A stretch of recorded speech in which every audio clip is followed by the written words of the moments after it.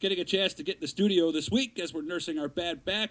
I happened to see this guy posting something on Facebook, and I said, you know what? I haven't talked to him in, geez, I'm trying to think how long it's been. I remember I talked to him when he was doing the CASCAR series. Joe Plazek, who is on the phone with us right now, 61 years old, from Castor Corners, and we'll talk more about that in just a second. But he actually had 79 wins in dirt modified competition. 68 of those were big block, 11 were 358. Did one season with CASCAR where he was the 42-year-old rookie of the year. Started in motocross, did some asphalt stuff in his teen years. So let's head up to, it's actually going to be Castor Center. Joe Plazek, I got it right this time, joins us right now. Joe, how you been, man? I've been great. It's a pleasure being on. Thank you. I appreciate that. So who is it that used to say it wrong? You're not just your name, but also your hometown. The late, great Jack Burgess. What did he say? And he'd say, "Here comes Joe Plazek from Castor Corners." Yeah. And you're sitting there going, I can't do the voice. Now you got to get really down there, you know. Yeah, like you that. got to be you got to be really gravelly. Mm-hmm. What was he like? I got in there after he was gone and worked with Joe Morata. What was he like? Jack was just really to the point. Like if he interviewed you, he'd be like, "Hey, come here, Plaz, got to interview you." That's like, yeah, it was. It was fun though. He was a good guy. I mean, it was. I think I talked to a relative. I think it was a son. I think that on Facebook one day. Yeah. So you know what, the history lives on. We were talking a lot about a lot of things here. We talked about half an hour before I actually hit the record button.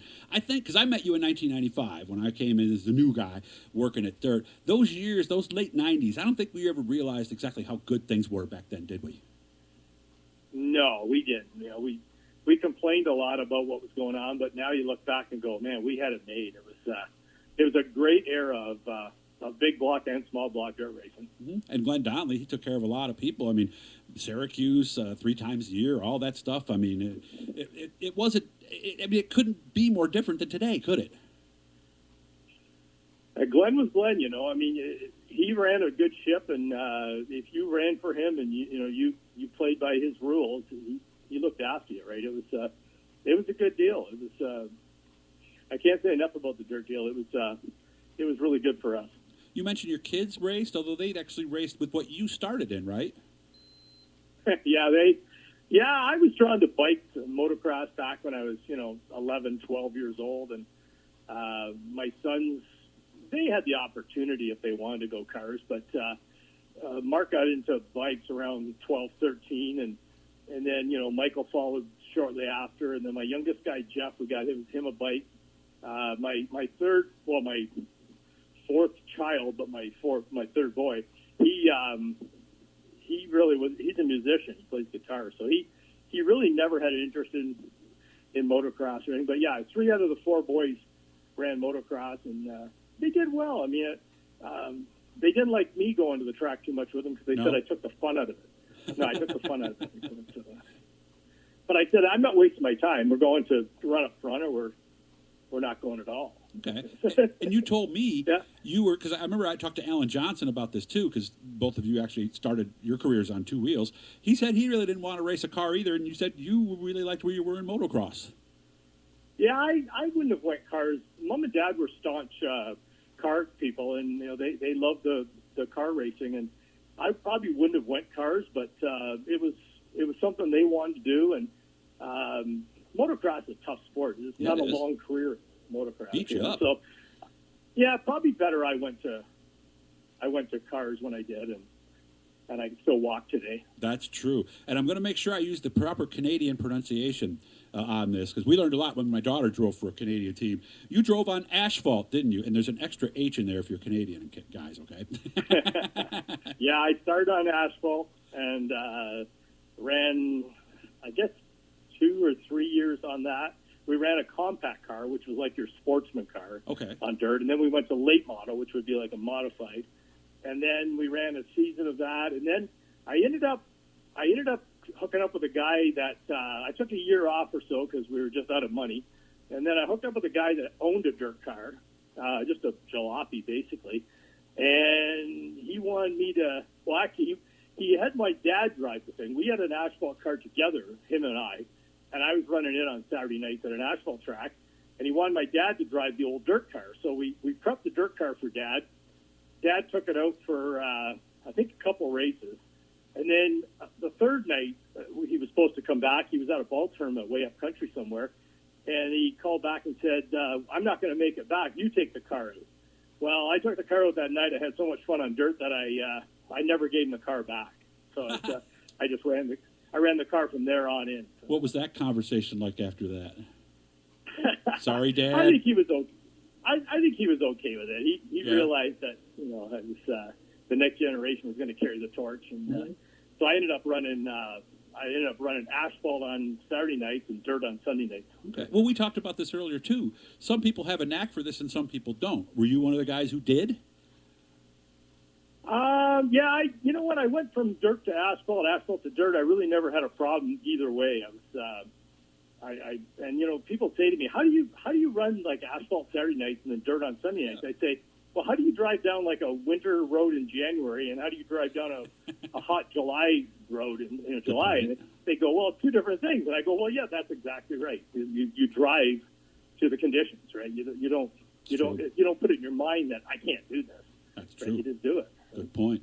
Another thing we were talking about before we went, of course, I first met Joe at Canandaigua. I was the new guy in 1995 working with Gary Montgomery.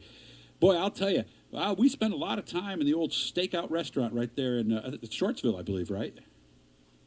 Yeah, what a place. That was great. We had a good gig there. I mean, I knew the Abbotts pretty well, and we do the Saturday night at the stakeout, and then they let us park at the motel across the road with the motorhomes. And, I didn't know that.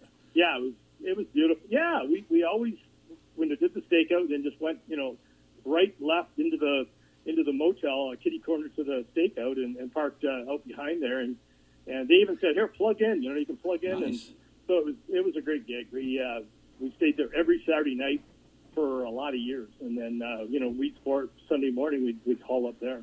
Yeah, and that's the next place I was going to get to, because for a lot of the teams, that's what they did. Obviously, he wasn't going to go back home to Castor Corners, actually Castor Center. Just to give you time, we're about 3 minutes left to go at this point. So, biggest memory as you look back is, you've got 79 wins on the tour, 79. Is there one or two that jump out? Well, I guess the first. We won the CRC race at Canandaigua. That was my first win at Canandaigua. That one was a big one. We never led a lap all night until we led the last lap. We passed Dave late. Really? I think Bob was leading, broke, and I ended up getting late with a lap to go. Wow. And won that race. And that was my first tour race win. And, better things were coming, but, we didn't know that.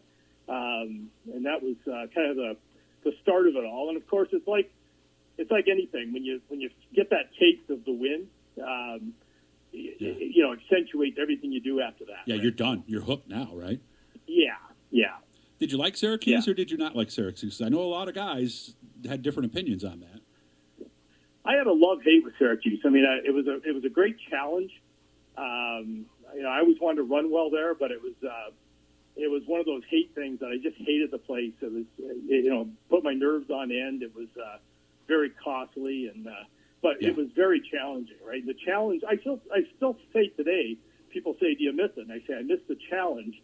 I don't miss the travel. I don't miss the money. I don't miss the work, but I miss the challenge, right? I miss trying to come up with a better mousetrap to beat everybody, right? That's what I miss. Yeah, and you had one, and we got less than a minute now. What was it? You had a Pontiac Heads or something? The thing used to drink a lot of fuel or something like that?